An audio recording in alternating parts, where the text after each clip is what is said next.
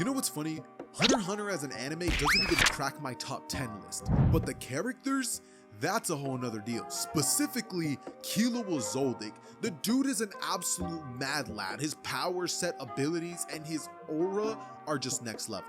I mean, every single time that I get recommended a clip of Killuas doing something on TikTok, I gotta watch it because this dude is genuinely farming aura the entire time.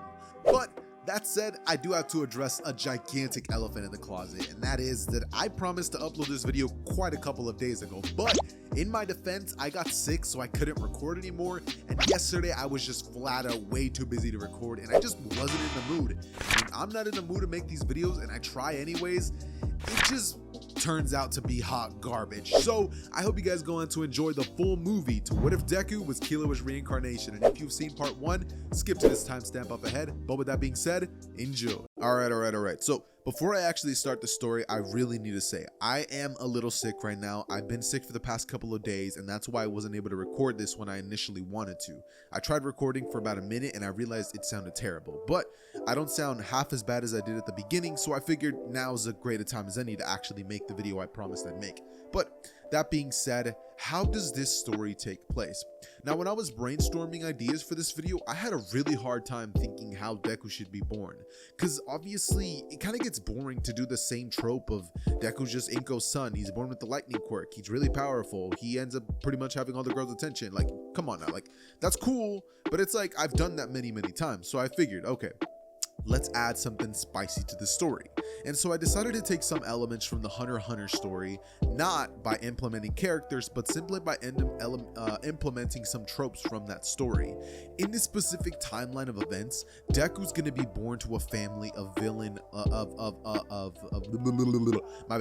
Deku's gonna be born to a family of villain lightning users, and all of them are gonna be having some incredibly powerful lightning quirks that are gonna be giving them the abilities to be some of the top ranked fighters in the verse. Now, it's not exactly going to be like Hunter x Hunter where he's going to be born into the Zoldyck family with their incredible powers, but Izuku is going to be born to the Zoldyck family of this universe, which are famous for their lightning quirks, with one of Izuku's older brothers even being a pro hero, but not for the reasons you would expect. More of a corrupt hero, an inside man who gets information for them whenever they need it. He would have ended up graduating from Shiketsu High, and that's how he was born and stuff like that. But the point is, Izuku as of this moment would pretty much have been born into the family of Zoldicks, being the youngest, actually not even being planned. Izuku, if anything, was more of an accident baby, and Izuku would pretty much end up being raised with 3 older brothers who would consistently bully him day after day for not only being the weakest, but also for the fact that Izuku just seemed to not be like the rest of them. And they were right. I mean, from an early age, Izuku didn't show the villainous tendencies that all of them did. You know, his brothers were pretty much, if I could find a better word for this, they're like scoundrels, you know what I mean? Like, they are not good kids, bro. Like, they're the kind of kids that will be like, oh look, he's over there, let's go like do this to him, you know what I mean? Like, they're straight up bullies, you know? But I mean, if you're a villain family, that's fine. But because Izuku was just a kind, gentle soul, his brothers always made fun of him, you know what I mean? And because of that, Izuku's father ended up taking note of Izuku, but instead of helping him like you would expect most fathers to do, this man would literally double down and bully him with his siblings, picking Izuku up by his hair and dragging him, pretty much telling him to stop being so weak before slamming him onto the ground and telling Izuku to get up. And now, not only was Izuku, in terms of like strength at this moment, the weakest, because I mean, come on now, he's the youngest, but Izuku had borderline 0 control over his quirk, and that's why Izuku seemed to be the weakest for all of his siblings. Not only that, but his personality definitely didn't help his case. They all thought that Izuku seemingly, and I quote, had no dog in him. You know what I mean? Like, some people are just born with that X factor of like they want it, and some people are just like, they just don't want it. Like, if you play basketball, you know what's up when I say you don't got a dog in you. But that's besides the point. Anyways, Izuku's quirk would be extremely hard to control because Izuku would have been along the lines of one of the most powerful ones, due to the fact that Izuku was born last, which means that the My Hero Academia like end time quirk theory, where like quirks just get stronger and stronger as the years pass, pretty much ended up leading to Izuku being born with such a powerful quirk that, like One for All, was so unbelievably difficult for Izuku to control. And so Izuku, as he was growing up with his family that, you know, I've already already sort of like built the foundation for would start changing as every year would go by. The bullying wouldn't really get any easier, and if I had to use an example from another series to sort of give you guys like a vision of what exactly this kind of bullying would look like, you guys could just look back at Sanji. If any of you guys have seen One Piece or the Whole Cake arc, Sanji pretty much had a very difficult upbringing with the siblings consistently bullying him, and in fact not caring if he even died. That would be the kind of childhood that Izuku would have. Plus, Izuku would always be forced to train by his father, telling him that he needs to use that pathetic quirk because one day he's going to be needed for missions, at least as a human shield. And Izuku, hearing comments like this all the time, would slowly begin chipping away at who Izuku is as a person. That kind-hearted boy would slowly start to fade away into more of a nonchalant, non-caring kind of personality that tries his hardest not to show that he really is just a kid deep down. And so, he would develop kind of a Killua type personality, with his family using shock therapy whenever he did things wrong, and it would be bad. They would torture him a bunch, literal torture, not like, oh, here, you know, like, let me push you on the ground. No, bro, they straight up would get knives and cut this dude. Like, it's bad. They were not good family to Izuku, and Izuku was terrified of his brothers and his father, but mostly his father. His power was unrivaled in the family, and it seemed like he was only getting stronger and stronger, getting closer and closer to surpassing their grandfather, who was currently one of the strongest members in the family. But with that being said, eventually the time would come when Izuku would get to around 14 years old. Having lived this life for many years, they live in a sort of big, huge mansion out in the outskirts of a forest where nobody can really see them or know what they're doing. But at this current point in time, a lot of things have changed. Izuku no longer is the weakest one. That honor actually goes to his second younger brother. He's currently the weakest one, and his second older brother is actually involving himself with another villain. He seemed to have gone out in search of his own calling or his own group to be a villain part of, and he ended up joining some villain by the name of Wolf or something like that. Izuku didn't really get many of the details, but the point is, his brother's gone off there trying to figure out some sort of higher calling mission, or so he would have put it. His other brother, like I said, was a pro hero who pretty much was used in order to get information, and his other older brother was currently working with the Yakuza family, infiltrating them, trying to find out as much as he could so they could ultimately either join them or just crush them and get them out of the way, because the less competition, the better. Eventually though, as Izuku would return home from another mission where he essentially had to go out and take out a smaller group organization by having killed their boss in front of all of them, Izuku would have came home covered in a bit of blood and would have told his father that the job's done, as his dad would have told him he guesses he's not such a disappointment, but pretty much going on to explain that now that he's done with that, they actually have more things to take care of, and Izuku's about to go on his longest mission yet, with Izuku sighing and saying, what do I have to do this time? As his father would go on to explain that recently he was contacted by a very rich and influential man, going on to explain to Izuku that for the time being, he's going to be infiltrating UA High School and going in to learn all the secrets that they can, saying that this year, All Might will be there, telling Izuku to be very careful, saying that they don't exactly want to get involved with All Might because it'd be a shame to kill somebody who keeps crime rate low and eliminates their competitors for them. As Izuku hears this, he would say, fine, as he would go on to explain that he just got back from a mission. Can't this wait? Can't one of his other brothers go in? As his father would actually flare out his lightning aura and ask Izuku when exactly he got such a big mouth on him. As Izuku, feeling the aura and power of his father coming off of him, he would quickly just say, fine, I'll go do it. As at this point, Izuku would essentially grab a couple of things, change his outfit, and make his way towards Japan, where Izuku would end up arriving just a week before the entrance exam would actually take place. Now keep in mind, his father didn't give him money, he didn't give him a hotel, he didn't give Izuku anything. So the second that Izuku would arrive, using his lightning quirk and his speed, he would blitz into a convenience store so quick, grabbing 3 or 4 items before making his way towards an abandoned warehouse where Izuku would crash for the night. Izuku finding some old mattress by the side of the road, Izuku would take it inside and use the hose to pretty much clean it off as best as he can, leaving it outside to dry, as by the time that Izuku's done doing all the things that he needs to take care of, Izuku would kind of just chill there. As Izuku would be sitting there, he'd be kind of annoyed at the fact that not only does he not have electricity, but there's no AC on because there's no power, right? So Izuku, making his way towards the electrical grid, would put his hand on it before charging in a bunch of electricity and lightning into it. This would cause the entire room to be actually lit up, and all the lights would turn on, and Izuku quickly turning all of them off, not to alert anybody that someone's actually staying there at the moment, would then go on to turn everything off and keep the AC on, before then making his way towards towards the bed once more and realizing he's kind of bored. It'd be at this point that Izuku would think that he needs some sort of entertainment, and so Izuku would make his way towards a thrift store where Izuku would find a TV. Izuku, after having been paid for his last mission, using his own money, would go on to pay for this TV, before then just walking out and setting it up in his new warehouse or building or whatever. At this point, Izuku would go on to just laze around the area for a bit, waiting for the next couple of days to finally come to a close, as he knows that the entrance exam is getting closer and closer. And with his father and his older brother putting a good word for him, Izuku knows that this should be a piece of cake. And so, Izuku finally would make his way towards UA High, where Izuku, walking inside, would notice that nothing really looks too special about the school, wondering why exactly he had to go here of all places. But he would eventually make his way inside, where he would take a written exam, passing it with flying colors, as Izuku would eventually ended up having to write a couple of questions wrong, trying not to stand out too hard, because the point of this mission is infiltration, not being at the top of the class. And so, what would pretty much end up taking place is that after Izuku would complete the test, he would make his way outside, where Izuku would just stand in the back of everything, noticing a couple of characters there, but eventually Present Mike would go on to say, "Go, go, go! There's no countdowns in a real fight!"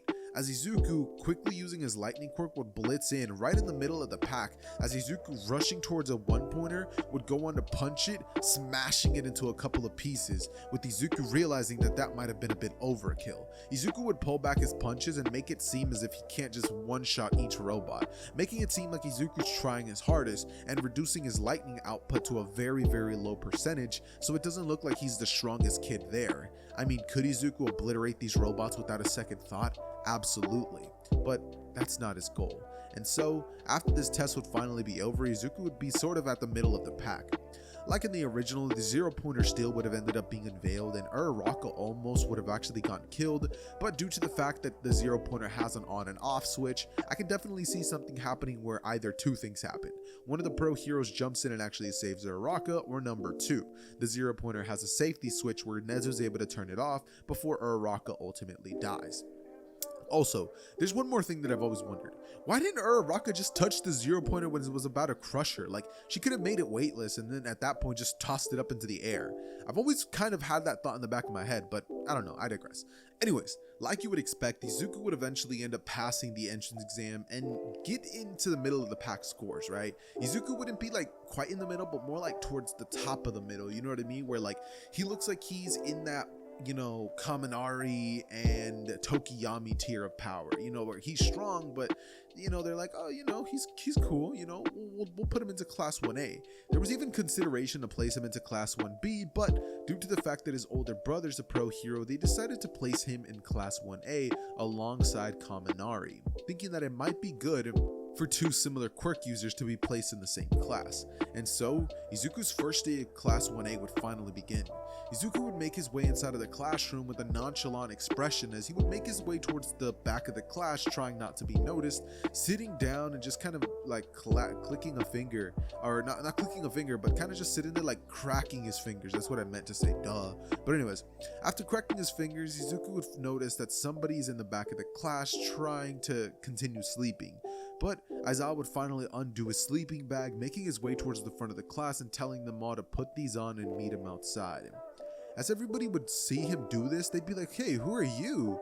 As Aizawa would say, "My name is Aizawa, and I'm your homeroom teacher." From here, Uraraka would be like, but what about orientation? As Aizawa would go on to explain that here, he gets to run his class however he wants, and they don't need to take part in some dumb orientation. All their lives they've been told how great they are, so now they're gonna have to show it. As from here, everybody would go on to change, and Izuku, the second he would take his clothes off, people would notice the scars and the damage on his body, with people asking him how in the heck that happened to him. It looks like he's been tortured before. Izuku would go on to smile and say, I guess I trained pretty hard. As Kaminari would go on to pretty much start explaining that he guesses he does. I mean, holy wow, how does something like this happen to you? As Izuku would turn to him, shrug, and then walk away after putting his shirt on, with everybody noticing that not only was he scarred up, but Izuku was absolutely shredded. This dude had borderline no body fat on him. It was absolutely insane.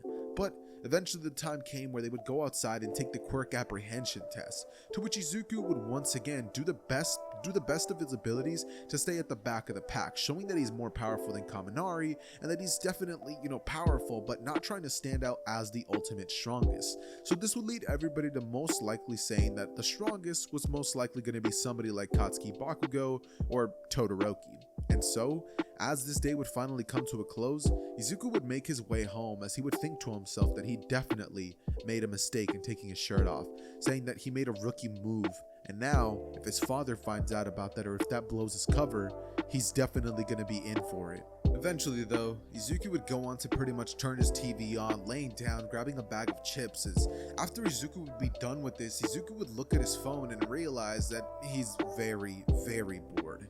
Izuku at this point would make his way towards Dagoma Beach, as Izuku, realizing that nobody was around, would begin to actually pick up the trash for training, and use his electricity quirk on the trash to pretty much destroy everything, abusing his speed, and basically showing off that he was pretty much him, but he thought that nobody was looking, but unfortunately for him, somebody actually was, and this would be his older brother, who would quickly walk towards Izuku and say, hey, you trying to get caught or what? You know dad's gonna flip if you ruin this operation. What do you think's gonna happen if somebody sees you using your quirk like this? They're gonna get suspicious. Try to stay low key, brat. As from here, Izuku would go on to turn towards his brother, giving him a death stare, his older brother giving him one back and asking him if he really wants to do this right here. They'll destroy everything around them. As Izuku, looking down, would just say, you're not worth it anyways. Not like you could beat me anymore. As he would blitz out of there, and his brother would be shocked, being like, show off, gritting his teeth. Izuku would make his way back towards his room, where he would think to himself that he has nothing to do, especially because Xehther hasn't posted a video, or so that's what was happening to you guys. But now I'm over here posting videos, so hit a like for the fact that I'm back posting videos, and hit a like or else I won't post videos. Actually, matter of fact, yeah, hit a like or I won't post videos anymore. All right, that's how I'm feeling. All right, that's how I'm feeling. But no, I'm kidding. Anyways, though, continuing forward with the story, we would eventually get about 2-3 days, give or take, where they pretty much have general studies taking place, and eventually the day of the hero versus villains UA trial would finally come around. Eventually the day would come where All Might would bust through the door, to everybody's shock and surprise, with Izuku doing his best to fake like he's excited to see All Might or something. But in reality, Izuku thought that All Might was kind of just a loser. He used to think All Might was cool when he was a kid, but after having his likes and dislikes practically beat out of him, Izuku just couldn't look at All Might the same. Plus, knowing that All Might wasn't this unstoppable monster and that somebody like his father probably could take him down would definitely lead to Izuku not exactly thinking he was the coolest person on the planet. And so eventually All Might would make his way outside along with the kids, as they would all be told about their hero outfits, with All Might signaling to them all to put these on and meet him outside. Eventually everybody would do so, and we would get a really cool scene in which everybody puts these really cool looking outfits on, but Izuku would be the one exception, with him pretty much just coming out in some what looks like ordinary street clothes. The dude is wearing a long sleeve blue shirt with a white one on top and some shorts. Izuku from here would go on to look at himself, realize that he's a little too tall for these shorts now, and would pretty much go on to take them off, putting some joggers on. So instead of wearing the shorts that Killua usually would wear, he has these like blue joggers on, or like black, I don't know, dude. He just has like a little bit of a different outfit, like more of a grown-up Killua drip, you know what I mean? He looks a little bit like a Zoldyck family member, so you know, he definitely got it on him. But with that being said, Izuku would eventually find himself inside of the UA Hero training incident, and Izuku's teammate would be none other than Todoroki. As Izuku, realizing that that's the person who he's actually going to be matched up against, would think to himself that this would be a great opportunity to see exactly how powerful this kid is. As suddenly, he would try to say something to Todoroki, but Todoroki would just kind of stay silent, with Izuku saying, not the talking type. Alright, that's fine. And so they would make their way inside of the building since both of them are playing the villains at the moment, as we would pretty much get a scene of Momo Yaoyorozu and let's say Mineta walking into the building looking terrified. Eventually, this would lead to both of them getting frozen, with Mineta on top of Momo trying to keep himself from freezing to death. As Izuku using his lightning quirk, which is what he's using, normally it's obviously Nen, but in this specific world, it's going to be lightning quirk. Izuku would blitz down there and see Momo and Mineta, as he would go on to ask them if they yield. As Momo, who would have used her creation quirk to create a blanket, would pretty much say, no, villain, we won't quit. As Izuku would say, alright, fine, capturing the both of them with some capture tape, as the portion of the test would be over. And Todoroki would be kind of shocked at the fact that Izuku was moving so perfectly across the ice, him being the only one that noticed that, since nobody should be able to do that, not as easily as he did it. But the point is, after the test would be over, Todoroki would go over to him and say, hey, how'd you do that? How were you able to run on my ice in that way? No one should know how to do that, not unless you're used to extreme conditions like this. As Izuku, breathing out, would actually note that he's not even cold, and Todoroki would be like, that's impressive. He would just walk off thinking about this, as Izuku would pay absolutely no attention to this, just making his way back to the class and acting like none of this even just happened. Eventually though, about a week would pass and everybody would be getting ready to make their way towards the USJ. All of them would get on the bus, and suddenly, the topic of who's the strongest in the class would be brought up by Tsuyu and the rest of the girls. They would all be pondering this, thinking that it has to be Todoroki, right? Did you see how awesome he was in taking them out? Oh, and Izuku too! He uses lightning quirk so well. They would go on to start comparing Izuku and Kaminari to each other, with Kaminari being embarrassed that Izuku's so much better at controlling his quirk than he is. With them actually turning towards Izuku and saying, hey Izuku, what's your drawback? We haven't really caught wind of that yet. It doesn't seem like you have one, do you? And Izuku from here would go on to pretty much just invent some random drawback, saying that, if he uses his quirk too much, then just pretend I said something cool. Anyways, right after this would happen, they're all like, oh, that makes sense. And so they would turn towards Bakugo saying, yeah, but Bakugo was pretty cool. Did you see the way he uses explosion quirk to slam Tokiyami into the wall, knocking him out? That was impressive. As everybody's hyping him up, and Izuku kind of just put in the back burner, not really caring about this, but knowing that if it really came down to it, he's the strongest, and there was no contest.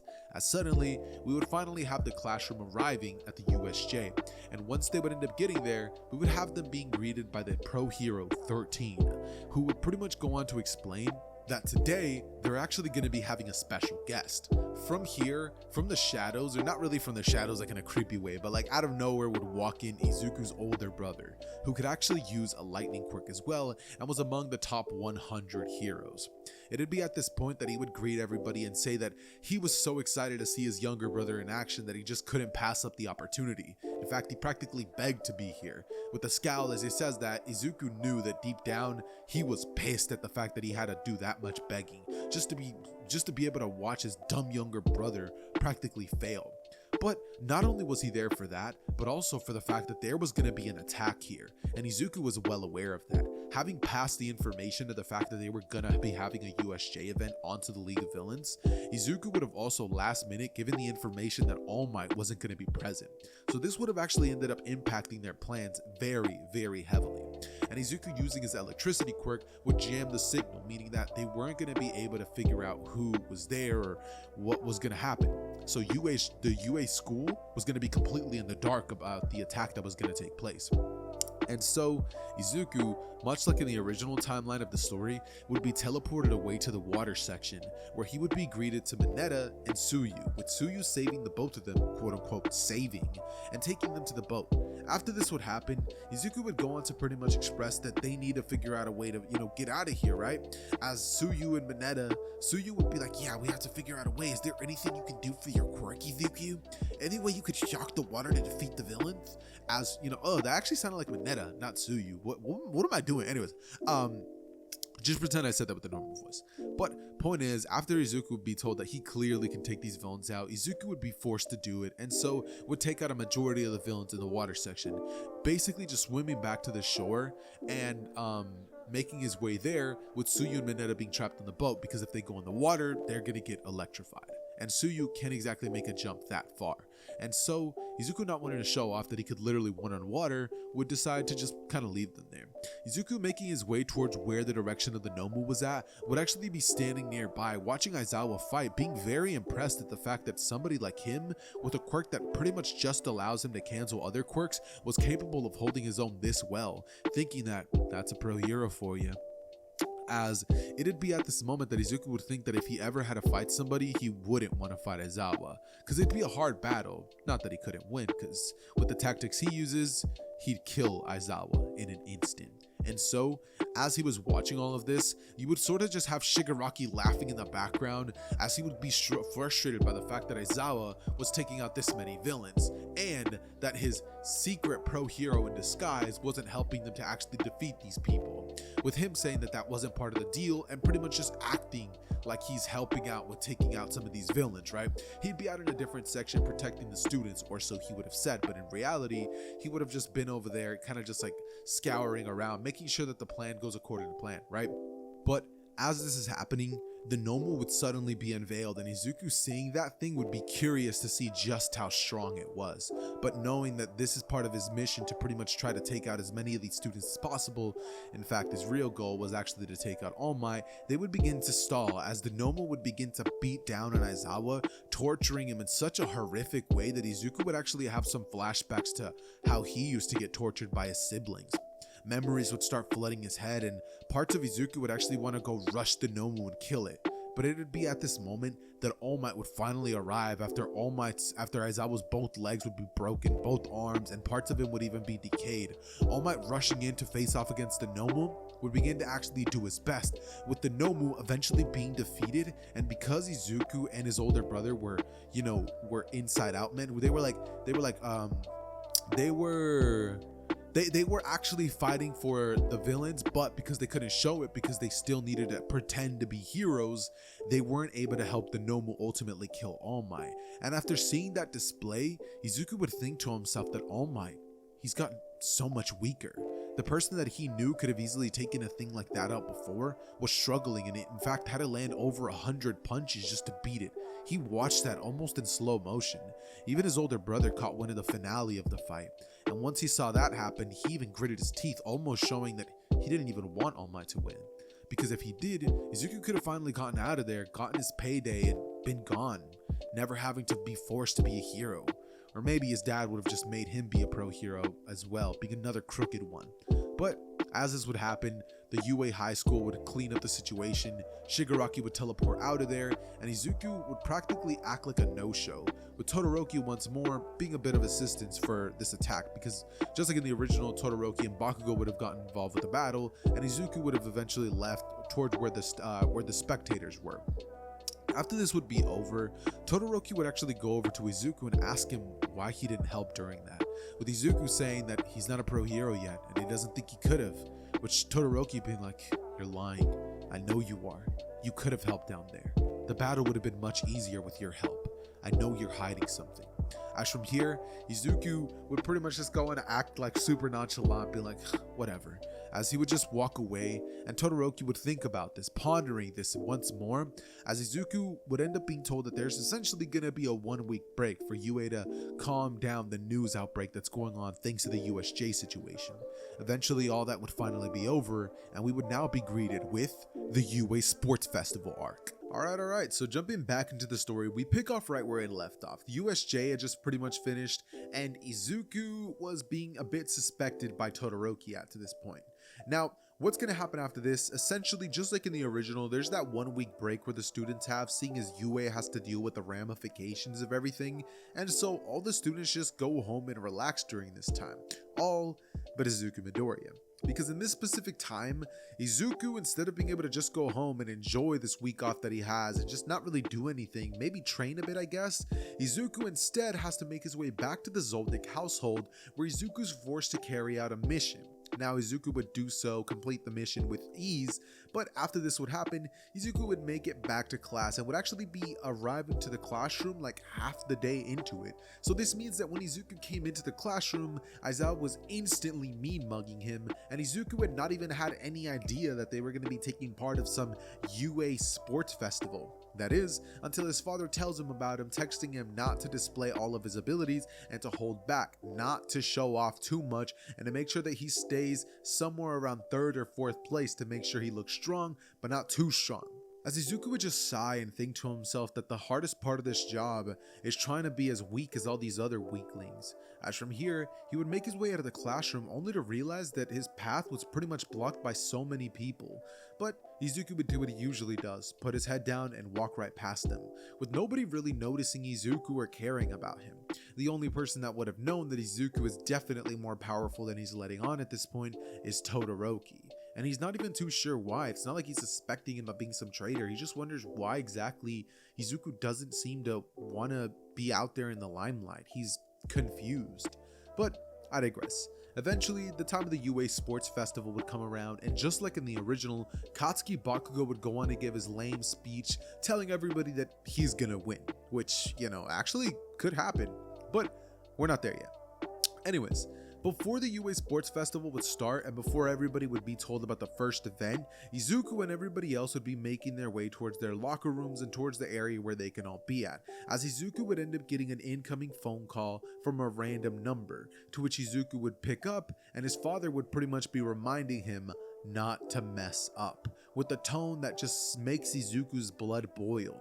But after hearing that, he'd say, "Yes, father," as he would crack the phone in his hand, and it'd be in this moment that we would just sort of do a little bit of a 15-minute time skip as the screen would plan black, and we would now see Izuku at the starting race, knowing that for this event at least, it's going to be a lot harder to stay, to make it seem like it's hard than it's going to be for him to just destroy and wipe the floor with his competition. And so the moment that Midnight would blow the starting pistol, Izuku would gauge out the competition by seeing how fast Todoroki was going and how fast Bakugo was going. Once he caught a glimpse of that, Izuku pretty much just made it so that his speed was like a little bit faster than them, but not so much that it looked like he was absolutely destroying them. And so this gave off the illusion that Izuku was keeping up and trying his hardest all at the same time. I don't know if you guys have seen the Incredibles movie, but you guys know that last scene in the end of the movie where Dash is being told, "Oh, no, faster, like slower," and then Dash is looking at his family be like, wait, like, what are you guys saying? Like he's over here trying to make it look like the race is close. That's exactly what would happen. Izuku would be doing that, but he would barely speed up right at the last second, not wanting to get second place, and ultimately get first place. Doing a little bit of showing off as the announcer present Mike would go on to pretty much gas Deku up, saying that it's to be expected from the son of a man who produced another hero, as it'd be in this point that they'd be talking about his older brother and how he's a good hero all in all, as they'd be saying that they hope that he becomes even greater than him. His older brother watching this event would kind of just grit his teeth thinking, that brat, he's never gonna be stronger than I am. As from here, we would jump cut to the next event. But one thing that I do want to note is that we're not going to be doing the cavalry battle for this video, just because I despise the cavalry battle event with every fiber of my being. It's so annoying. Like, it's so easy for the other teams to just take Deku's headband in these what ifs unless he has some sort of crazy ultimate defense technique, which this one doesn't necessarily have. So instead, I decided that instead of making my life horrible, I would just introduce the battle royale, where the goal of this test was pretty much to eliminate 3 competitors. So the second that you were able to eliminate 3 people, you were out, and anybody else that you tried to eliminate would actually get you expelled. This would be seen by another overzealous contestant, which would have tried to go after eliminating somebody else, and no, let's not do that. Let's just have Midnight pretty much explain the rules and be like, if you eliminate someone else other than 3, you're out.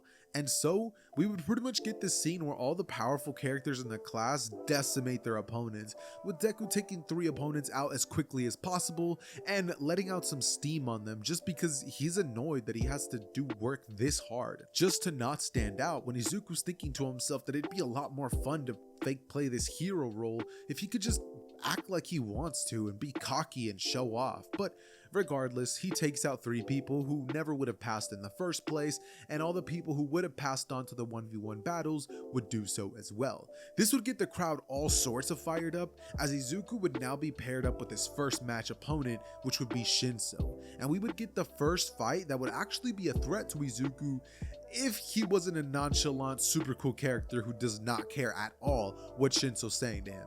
This dude Deku has been hearing the craziest kind of trash talk from his brothers all his life. When he hears this, he literally just shrugs and does not care. So when Shinso would start talking, Deku would just get more and more fired up, putting his hands in his pockets as he would make his way towards Shinso, who eventually, freaking out at the fact that Deku's not answering, would say something even more crazy to Deku that only he could hear, as it'd be in this moment that Deku would dodge a blow from Shinso since he would realize that he has no more choice, and then Deku would punch him square in his nose, breaking it, sending Shinso out of the arena as Izuku holds one hand up and walks away, having been the victor of the first match. As from here, Deku would make his way towards the waiting area, where he would actually notice that somebody else was actually getting talked to. Deku was about to make his way towards his like waiting room area, which he would have actually like picked out like a little corner just to sit there by himself. And as Deku was making his way there, Deku would actually overhear a conversation between Todoroki and Endeavor. As Izuku, seeing the way that Todoroki looks at Endeavor and the way that Endeavor's bossing Todoroki around, Izuku can almost see himself and his father there. As Izuku, walking past both of them, would sort of just say, "Daddy issues," with a chuckle, as Todoroki would get angered at Izuku, who had the gall to say something like this to him. As Izuku would say, "Whoa, calm down the cavalry, dude. I'm not trying to say that as an insult. I'm just saying I know what that's like." As he would go on to ask if his father also trained him half to death too. As Todoroki, hearing that, would be like, "Too?" As Izuku would actually be surprised that he let something like that slip, and he would begin to worry that Todoroki might have caught on. But Todoroki would say nothing but nod, and Izuku from here would turn towards Todoroki, trying to play it cool, as he would ask Todoroki about his fire quirk, asking him if his father's the reason he doesn't use his flames. As Todoroki, turning towards Deku, would nod, and Izuku would go on to understand, with Todoroki explaining that he'll never use his flames, saying that that's his way of getting back at his father for all the things he's done. As Izuku, noting this, would kind of just nod and walk away, saying, "Well, doesn't really make sense to me. My dad beat me senseless with a quirk similar to mine, but that doesn't mean I won't use it. After all, it's mine, not his." As he would walk off and say, "Oh, and by the way, good luck in our match." As from here, they would pretty much both wait for like 5 minutes for the next couple of matches to play out, and then finally, Todoroki and Izuku would be called up to the ring by Present Mike. Both of them would make their way there, and the second that the battle would begin, Todoroki would shoot a giant ice geyser at Izuku, which Izuku, holding back, would narrowly dodge and rush towards Todoroki at another angle. It'd be at this point that Todoroki would practically cover the entire area with ice, making it so that Izuku had such a struggle to actually even move around.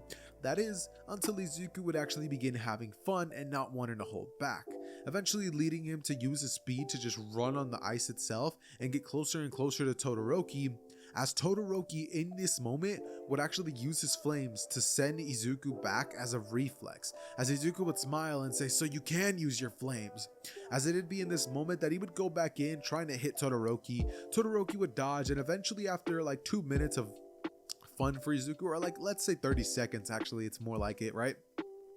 We would then get Todoroki to actually use his flames more, as Izuku through the midst of this fight would have actually started smiling, and it'd be at this point that Todoroki would charge up a flame and ice attack, which would directly hit Izuku, who normally would have just blitzed him and stopped the attack from happening altogether, but Izuku would just let himself lose, noting that this would probably be the best opponent to lose to.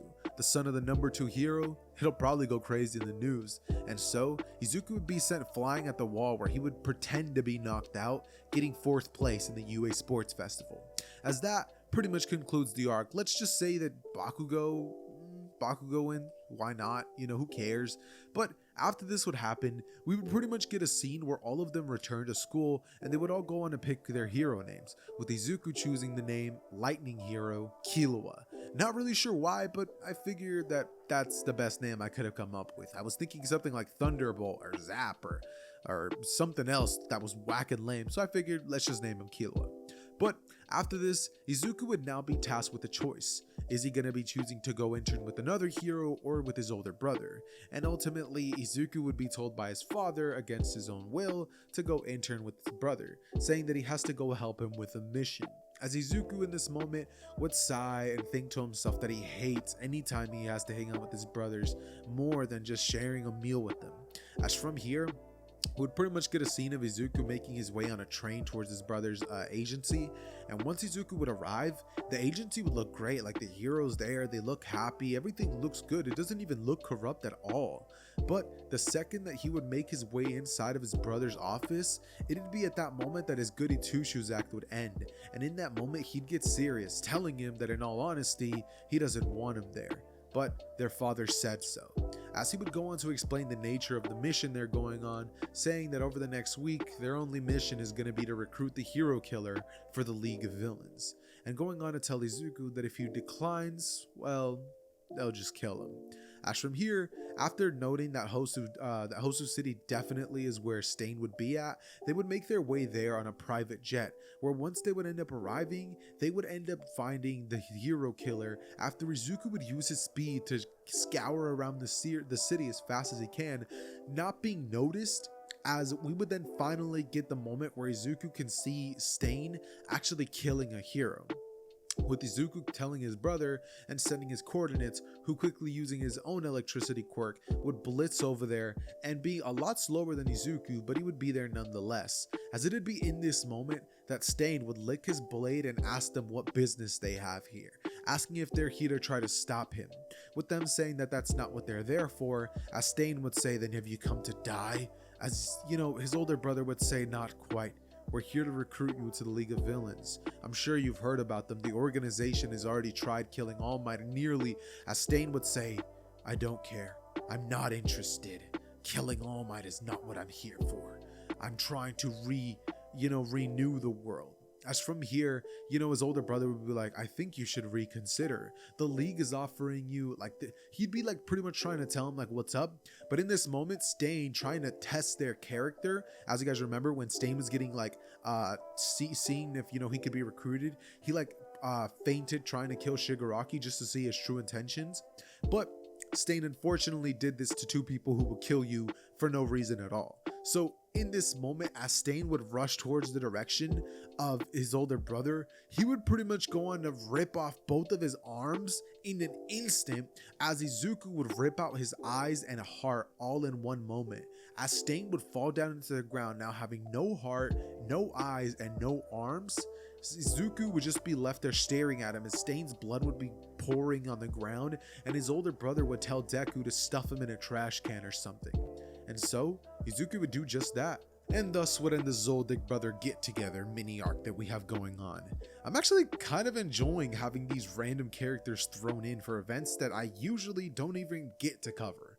But that being said, Izuku would finally end up making his way back to school, where he and everybody else would be told about the final exams. And just as class would be ending, Todoroki would make his way towards his desk and ask him why in the world he felt the need to hold back during their fight during the UA Sports Festival. I don't know why I said it like that, but anyways, Izuku from here would go on to answer that he doesn't know what he's talking about, saying that he was just better than him. As in this moment, Todoroki would turn to him and say he doesn't need pity. As Izuku would respond with, I don't know what to tell you then, Todoroki. With Todoroki flinching at Izuku, and Izuku not even moving an inch, staring at him with eyes that say 100 things all at the same time. As Todoroki would go on to explain that anyone normal would have reacted to that, but you didn't, saying that training that your father put you through definitely should have made you at least as strong as I am. There's no reason you should have lost that easily. As it'd be in this moment that Izuku would say that maybe if they have a rematch one day, they can see who really is the best. As he would pick up his stuff, walking away saying, hey, don't obsess with me too much, pretty boy. As he would pretty much just walk off, and it'd be in this moment that Izuku would wonder if that interaction was what having a friend is like, as he would think that was nothing but annoying. And so, eventually, the finals would come around, as Deku would pass the written exam just like everybody else was, or like everybody else mostly would, and right after all this would happen, we would get the combat section of the test against the UA teachers and some pro heroes, which would lead to Izuku being teamed up with Todoroki. Ironic, I know. But anyways, Todoroki and Izuku versus Aizawa would take place, and seeing as in this specific timeline Izuku has to hold back, he can't even show off what he's capable of without his quirk. So Todoroki and Izuku not being able to use their quirks, and without having someone like Momo who can create things which would have led the battle to be in their advantage, this completely leads to Aizawa absolutely demolishing them, seeing as Izuku, like I said, can't show all that he could do, since in reality, he still could have easily mopped the floor with Aizawa, even without killing him. But if he could kill him, that would have just made things way more easier. Because mind you, Killuas was ripping people's hearts out and moving like 10-ton doors while he was like 11 years old. I don't even know how old he was at the beginning of the anime, but you guys know what I'm talking about. But the point is, after both of them would end up failing and Aizawa would make his way like out of there telling them that they're going to be taking extra courses, Izuku would be left there with Todoroki, as he would not really care much about what happened. But Todoroki would turn to him and ask him what's up with that, as he would say that this time he's not leaving here until he tells him why he's hiding his power. As Deku once again would just try to walk away, but Todoroki would shoot flames at him, causing him to actually dodge this time around, knowing that that would have been actually like cause some damage, as Deku would get upset and punch Todoroki in the stomach, setting him flying, as Todoroki would get up and say, "I'm not gonna let you keep pushing me away. Why do you purposefully try to keep a low profile? Is it because of..." As Izuku hearing that would think that he might have caught on, but he would then say, "Your dad?" As Izuku would be shocked, realizing that Todoroki was not onto him. He genuinely was just trying to help him out because he thought that he was acting like this because of his father. As Izuku would say, "How did you try to play it off?" And Todoroki would say, "Because I know what that's like. And for what it's worth, I don't think you should keep it to yourself. After all, two are better than one." As Izuku hearing this smiles and says, "You know, Todoroki, you're not so bad." As they become friends from then on, and Izuku from here would have ended up doing the thing that his father pretty much advised him against the hardest from the moment he entered UA, not to get attached to people.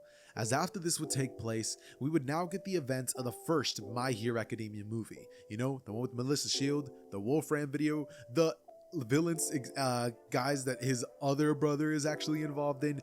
Yeah, that's the kind of crazy juicy stuff we're going to be getting into now. Immediately jumping into the events of the Two Heroes movie, the way that this timeline's actually going to be working is that in this specific time, All Might is not exactly going to be bringing some sort of successor, and Izuku's older brother is going to be on the island because, like I said in the beginning of this video in part 1, he's working with the villain known as Wolfram, which, if you guys don't remember, was the dude that had the Magneto-like power that ultimately ended up clashing with Izuku and All Might at the end of the movie. I'm sure most of you guys have seen it, but if you haven't, I genuinely recommend watching the movie. You can watch it on 9 Anime, Crunchyroll, I think it might even be on Netflix and Hulu, so yeah, go check it out if you can before watching this arc. But if you've already seen it, then perfect, then we can get into this.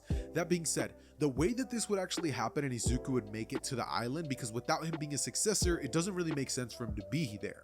If you guys don't recall the events, not many students were there because only some of them were allowed to go thanks to Momo or something, I think it was, but I don't know. Point is, not a lot of them could make it their way there, but Izuku would be there due to the fact that his older brother would have ended up needing extra help to make sure that this plan goes perfectly according to plan, trying to take a device that could practically make their family millions and make them even more powerful than they are already, as Izuku would make his way to the island to pretty much just be a failsafe in case anything goes wrong. And so All Might would make his way to the island, this time around not even bringing a successor, which means that the Melissa and Izuku interactions don't exactly play out like in the original, which is a bit of a shame, but it doesn't matter, since he ends up introducing the entire class to her and her family, so Melissa hangs out with the entirety of Class 1A, while Izuku is pretty much just there, kind of being his nonchalant self, not really caring, and participating in the robot destruction section, which still happens like in the original. Eventually, we would finally get to the point in the story where nighttime would fall around, all of them would dress up, getting ready for the ball gown or whatever it is that they were getting ready for. I'm not really too sure what it was, but point is, it'd be at this point that Izuku, as he's changing, would be informed of all of the details of the plan, and Todoroki would have actually ended up hearing Izuku tell him, "Don't worry, I'll make sure everything goes according to plan."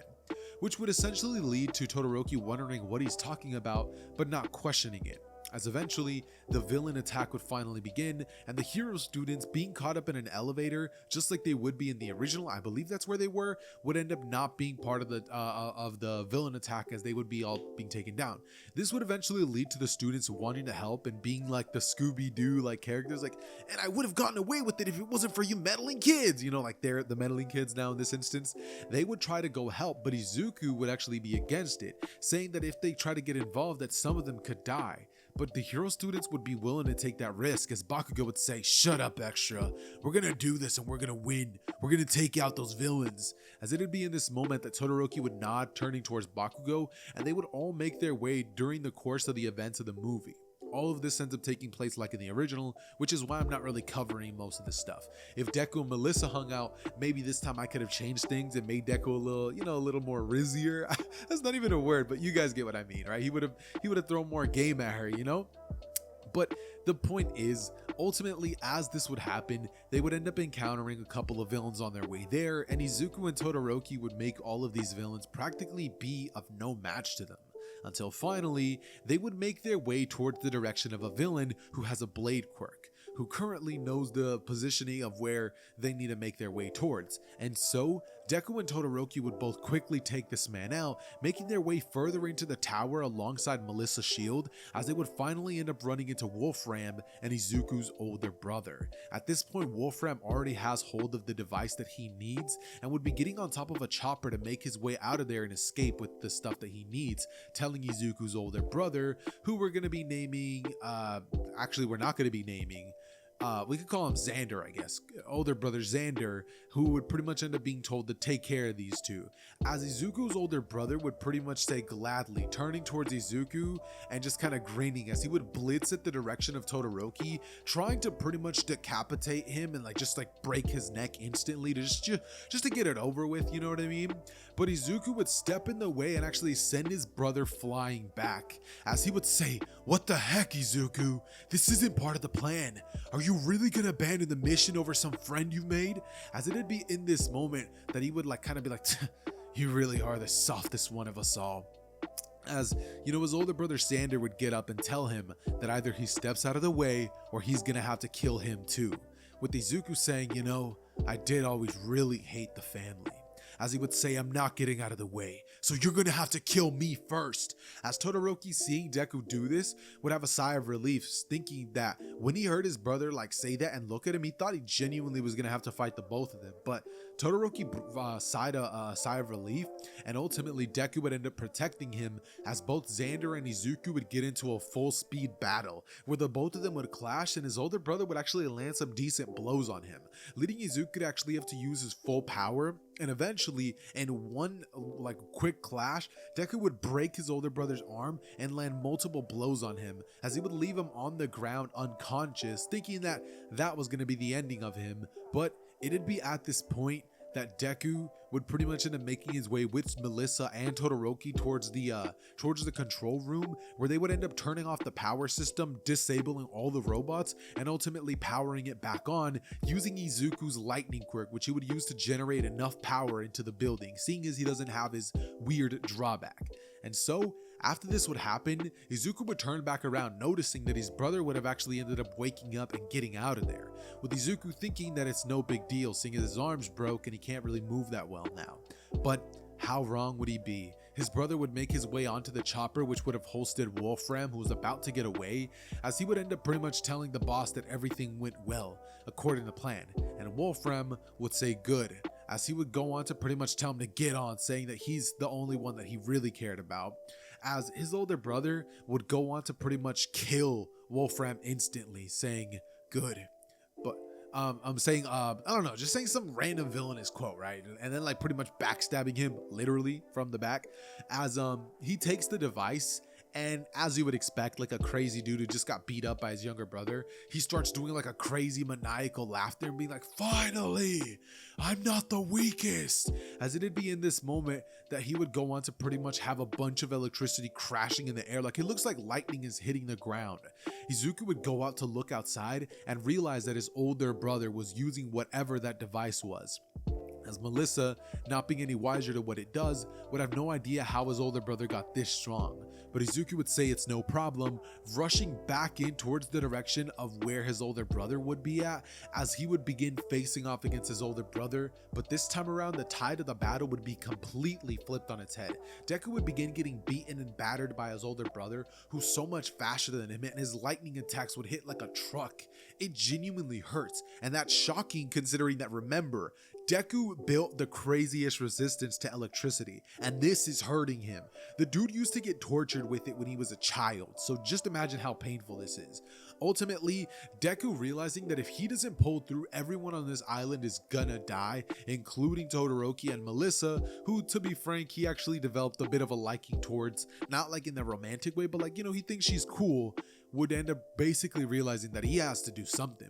And so, Izuku, in a moment of desperation, would end up unlocking an ability that he had yet to possess to this point, unlocking Godspeed. As Deku's hair would rise up to the occasion, his body would start like glowing, and Deku would blitz towards the direction of his older brother, as his older brother would not be able to react, ultimately being decapitated by Izuku, who would say he's done. As his older brother would lay there on the ground lifeless, Izuku would win and everything would finally come to an end. As Melissa would ask him like how that was, like he had to kill his brother, and Izuku would say, honestly, it wasn't so bad, seeing as he's always kind of wanted to kill him. As it'd be in this moment that we would get a scene where Todoroki and Deku would now be like flying back towards where, you know, everything started, with Todoroki finally breaking the awkward silence and saying and asking Izuku if all that was true about him backstabbing his family and him actually being a villain. As Izuku would go on to explain that he's not necessarily a villain in the sense that he just recklessly does evil things, but he was born into a family of villains. It goes on to explain its backstory. Todoroki would nod and say, so that was your childhood, and I thought I had it bad. As it'd be in this moment that he would go on to explain, say thank you for saving him, A, and B, say that he needs to let the heroes know, because the more he holds off on it, the more the consequences could increase. And he would go on to say that if he tells them now, having helped them, this could help his case. So Izuku ultimately decides to come clean to All Might and explain the true nature of his family, with All Might saying that he had always heard about a family of villains like that, but he had never expected to ever meet one of them, or for one of them to have the heart of a hero like he does. As All Might would go on to pretty much tell Izuku that he's grateful for their help, and go on to explain that if he really means to help them, that he thinks he has a way that he could do that. As Izuku, after hearing this, would wonder what All Might's referring to, but it would be in this moment that All Might would go on to like smile at Izuku, as he would tell him that he'll explain some other day. And so All Might would now have a new candidate in his head that he might give the quirk to. One of them would be Todoroki, one of them would be Izuku now, and another one would be Mirio Togata.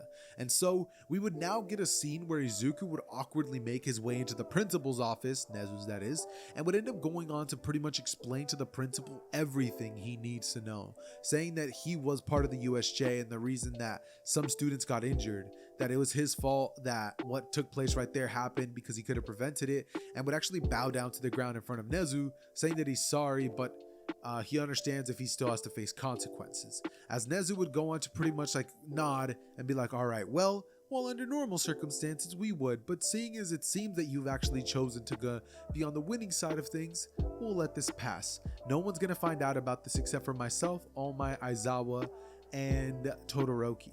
And he would go on to nod and tell Izuku that this is not to come out anywhere, understood? To keep acting as though everything is just as normal, and that they're going to cover up the entire situation of the death of his brother with something else so that nobody is really aware of what's going on to this point. And so Izuku would go on to pretty much just act like nothing happened, but he would know that eventually his dad's gonna find out what happened, knowing that nobody else there could have killed his brother except if Izuku was there to help them out, seeing as his methods and his attacks were just too brutal for anyone there other than All Might to have killed them. But seeing as he was gonna be having the help of his brother and all this stuff, like, he shouldn't have died. So his father already has a suspicion that Izuku is not exactly on their side anymore. And so, Yue Hai along with Izuku would devise a plan to stop the League of Villains. This is like my 5th time trying to record this. It's been a couple of days since I recorded the last part, and I am getting so frustrated. This is like my 6th take, and I just keep messing everything up. Not recording what ifs in a couple of days definitely messes up my train of thought, how I'm speaking, you guys get it. Anyways, we immediately pick off the story right after the events of the Two Heroes movie, with Izuku now making his way back to UA alongside All Might and Todoroki, and him making his way into Principal Nezu's office with All Might at his side. The second that this would happen, Nezu would go on to pretty much tell Izuku that he's glad to see him again, telling him that he's very happy that he made the right decision during the attack on the villains on the island that they were on. From here, Izuku would go on to nod as he would go on to ask Nezu if he was serious about there really being no consequences, and Nezu would say that he was, saying that at the last moment he made a decision that did make him a hero. So even though at the beginning he was plotting to do things against the school, Nezu would go on to explain that that could be a good thing for them, telling Izuku that he could use that to actually take out the villains, and that Izuku does have the heart of a hero. He can feel it. From here, he would go on to pretty much say, oh, and speaking of feel, have you felt my fur? It's very soft. You would just get kind of like a weird moment as Izuku would like go on to pet Nezu, be like, dude, that is so soft. After this would happen, Nezu would go on to explain that even though they aren't going to be pressing consequences on him, because of the fact that they can't fully trust Izuku yet, he is going to be having to be expected to live at UA High. As Nezu would ask Izuku where he's currently been staying at, and Izuku would go on to explain his location at a random abandoned warehouse, with Nezu saying that he guesses he's going to be doing him a favor after all, as they would go on to introduce Izuku not to the same house that they would have been given in the original, like the UA place where all the students were like living at, but actually like a different place, like a larger house where Izuku was going to be living alone. It'd be very, very sizable, not like the craziest thing in the world, but a huge upgrade from the place he was just staying at. So Izuku would be extremely grateful for the fact that he was given that opportunity. And with that being said, Izuku would now pretty much pack his things and make his way towards the forest training camp arc, where once they would end up arriving, Izuku would go on to inform his father of the fact that they're going to a forest training camp. His father would simply reply with, that's good, as he would go on to say, keep me updated. And that's exactly what Izuku would do. Izuku would update his father with the training of a couple of members of his class, and so the students would end up finally arriving at their camp after, Pixie Bob would have ended up using her ability to essentially create monsters and cause a bit of problems for the students. Once they would end up arriving, we would pretty much get, say, a week worth of training of the students being there and doing their absolute best to try to get stronger and stronger every day. The students would all be training, and as this time would be playing out, Izuku and Todoroki would pretty much be doing their best to get stronger. Izuku working more and more on his Godspeed ability that he would have unlocked facing off against his brother. And with that being said, the UA training would go smoother than in the original, at least for a couple more days, because in this specific timeline, things are going to be altering just a little bit. Eventually, all of the students would finally be outside doing a bit of training, and as this would be happening, we would pretty much get a moment in time in which you would just see a fire explosion in the distance. Blue flames would engulf the forest, as everybody seeing this would wonder if this has something to do with the villain attack. Izuku would instantly look towards his phone, wondering if his father had updated him on something like that, since he was a double agent. But Izuku didn't know one thing, and that was that before his brother actually ended up dying, he would have ended up sending his father a message, or, before he ended up going to Wolfram and taking the device, he would have sent a message reading, "Traitor." As Izuku, seeing these flames in the forest, would realize that his father definitely realized what has been going on, and that his father's aware of what had happened.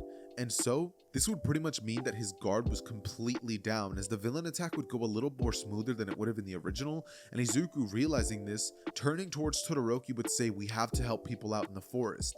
Mind you, on this day they weren't doing the same event that they were doing the day that they usually attack. This is a different day, which is why the attack's going to go a little bit different. But one thing's still going to be the same: Koda's departure from the class and him running into Muscular. He would still be at his own place where he often goes to find solace in himself, you know?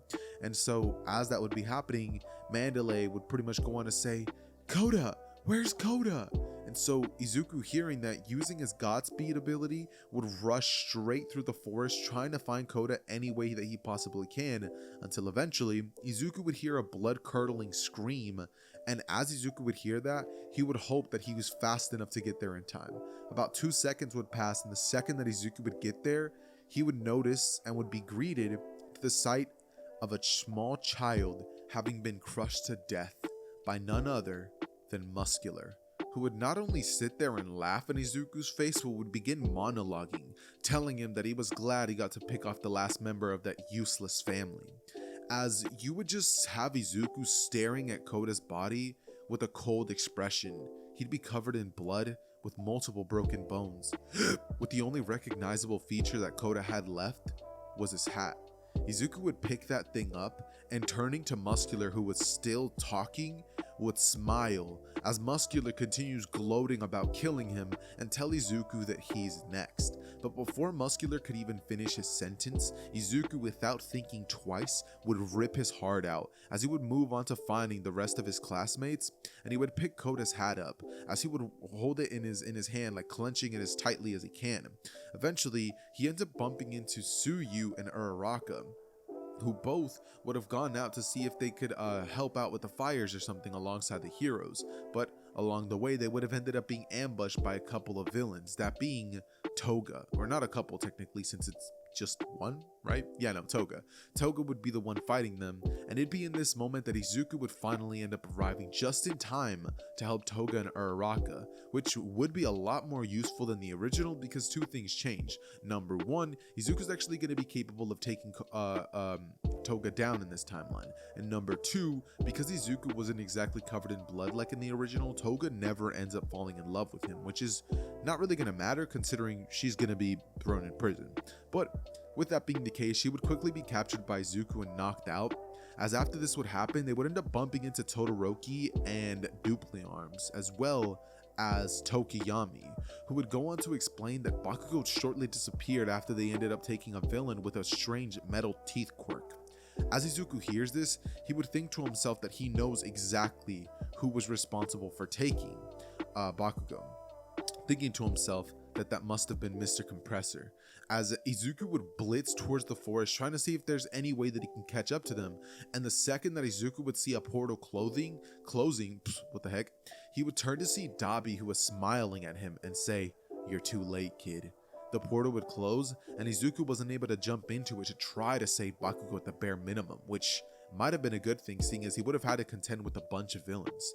But with that being said, they would take Bakugo and would try to convert him to the villain side, and just like in the original, the villains would have about as much success as they did normally, so not really any. But with that being said, the pro heroes would still do all that they can to try to find Bakugo, and I was gonna say and Tokiyami, but they definitely don't also take Tokiyami in this timeline, they just take Bakugo. But with that being said, Izuku, much like in the original, would end up joining the party to try to rescue Bakugo, not because of the things that would have happened in the original, but because of the fact that Todoroki, if you guys do remember, was part of that. So Todoroki, being pretty much his best friend, would say, "Hey, we need to go help, get Bakugo back by any ways that we can, since we weren't there to save him." And so Deku would kind of nod and agree, making his way there with Todoroki, as they would do the same thing that they would have in the original, meaning that they would have gotten the costume changes. They would have ended up eventually seeing All for One and all the villains disappear with sludge and stuff like that. And ultimately, Todoroki using his ice quirk would create a gigantic ramp that they would use to lead Bakugo to being able to escape, eventually leading all of them to making their way towards a location where they're just kind of blending in with a bunch of people a couple of miles away. They'd be watching what's going on through a live feed on a telebroadcast that would be gigantic on the screen, and as they're seeing this happen, All For One would go on to tell All Might that his students have grown quite considerably, saying that they even managed to save their classmate. As you know, All Might would go on to pretty much praise them a little bit and tell him that today their little match finally ends, or something like that. You know what I mean? Eventually, though, All For One would say that he's right, that with a little help, All Might's gonna die today. As it'd be in this moment that a portal would open, and out from it would come Izuku's father. As now, All Might would not only be face to face with somebody that he barely managed to beat in the original, being All For One, but being in front of his Izuku's father, which his name is something Zoldyck. I don't actually know it. It's definitely not going to be the same one that we get in the original, if that is what you guys are thinking. Let's just call him Hunter Zoldyck or whatever.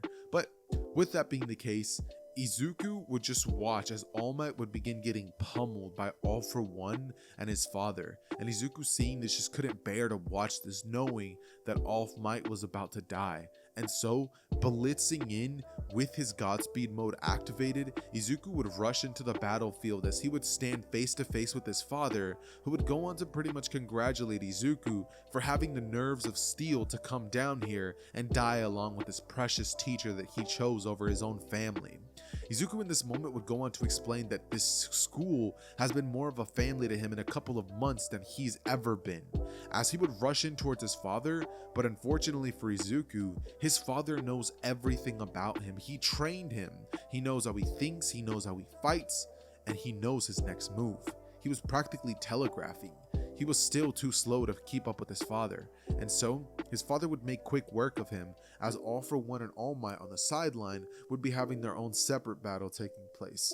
As all this would be happening and Izuku would be doing his absolute best to keep up with his father and not lose to him, it would become way too clear that he can't do anything about it. Izuku would eventually find himself having one broken arm, a bunch of bruises on his face, getting punched so hard in the stomach he threw up, and there'd be even some vomit on his shirt.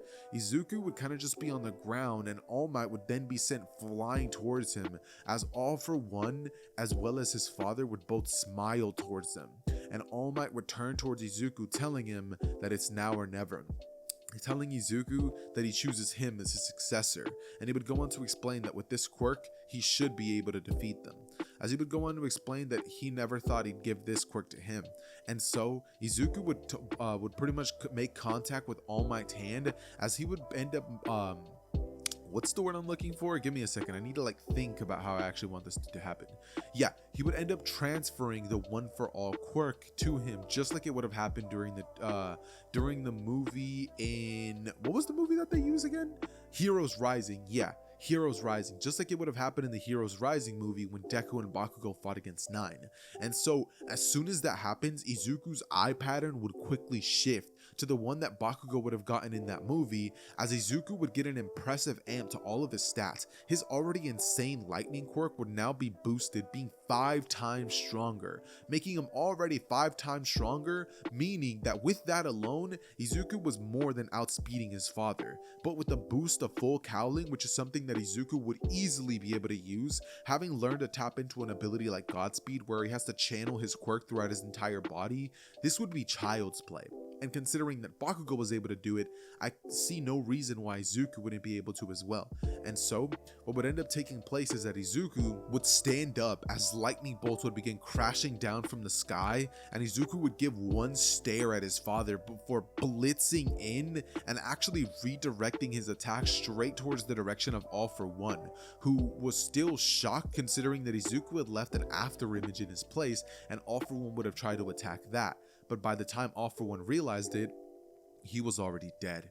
Izuku had quickly snapped his neck and Izuku would then go on to lick his hands, as it'd be in this moment that his father would be stunned, saying that he could barely see him, which actually indicates that he could sort of see what Izuku was doing, as it'd be in this moment that his father would tap into his full strength, and he would now be using like even parts of his lifespan to try to keep up with Izuku. It'd be in this moment that both of them would clash, but it would become inevitably clearer by the second that Izuku was just too fast and too strong. Eventually, it would get to a point where Izuku would begin to just toy with his father, torturing him and beating him down, not even trying to take him out, but just making fun of how weak his father is, as his older brother, who was now left, his two other older brothers, I think, would be watching this take place, and they would both be cursing the day that Izuku was ever born, as it'd be in this moment that Izuku beating down on his father would finally land the killing blow. But it's not like Izuku was just doing this and no one saw this. The entire news station, the entire world was watching the way that Izuku fought so ruthlessly and carelessly, and this would scare a bunch of children who were even watching this. Izuku was being methodical in his attacks and extremely calculated. It might as well have looked like Gon versus Pito. It was bad. But with that being said, eventually Izuku would go on to rip his father's heart out and crushing it in front of him, as he would fall down onto both of his knees, and Izuku would win the battle. As right after this would happen, you would pretty much get a bunch of the authorities showing up on the battlefield, as they would take Izuku in and begin questioning him on why he was there and why, if at all, he had to take things that far, saying that that battle was nationally televised and this is going to look bad on Hero Society of Japan as a whole. It'd be in this moment that Izuku would realize the consequences of his actions. Because remember, even though killing is a normal thing for Izuku, it's definitely not for heroes and villains. This is a big deal. And so, Izuku would literally be incarcerated, as they would hold him there, with the public outcry pretty much being in consensus that he should not be allowed back on the street, saying that he fought more like a villain than even those two villains did. And so, we would pretty much have like a 1 to 2 month campaign where the heroes would be doing their best to fight for Izuku to be released, and All Might being at the head of all of that, saying that if it weren't for Izuku, All Might would die. And All Might would even go on to explain that having a hero like this who isn't afraid to get his hands dirty would definitely deter more villains in the future. And so more people of society that were actually with Izuku's side of things, thinking that Hero Society had gone soft, would begin joining All Might's efforts in trying to release Izuku. This would ultimately lead to the media finally agreeing, and Izuku would finally be released from prison, as more and more people would stop thinking that Izuku was barbaric, as public opinion was before. And so what would pretty much end up taking place after this is that Izuku would be released and given a provisional hero license, after All Might's appeals, like I said, would have been successful. The release date would have been around the events of the Overhaul arc, and so what I can see happening is the same thing with Mirio, what's that one girl's name? Nejire and Takamaki? I don't know, bro.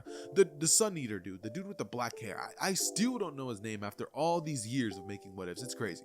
But anyways, they would come in, and just like in the original, I can definitely see Mirio trying to show that the difference of their experience can definitely play a major role in a battle. So he would end up taking everybody out with the inclusion of Bakugo and Todoroki, which means that in this specific case, all of them would be taken down, making his defeat on all of the classroom even more impressive, especially Todoroki, who was completely unable to even fight against Mirio, who, being able to become intangible, basically made him a perfect counter to someone like Todoroki, who's more of a long distance fighter.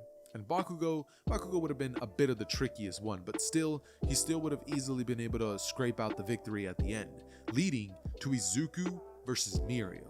Somebody who, even though he still can't hit Mirio when he's phased, Izuku's insane speed matched with One for All gives him the craziest, most unorthodox timing, and Izuku, seeing the way that Mirio fights, would have actually ended up taking a page out of his notebook and would use something similar to what Mirio does to take him out, as he would knock Mirio out, who would wake up about 2 minutes later and congratulate Izuku, asking him to even intern at his internship, saying that Nada has been very impressed with him and has actually an agreement that he should have been released.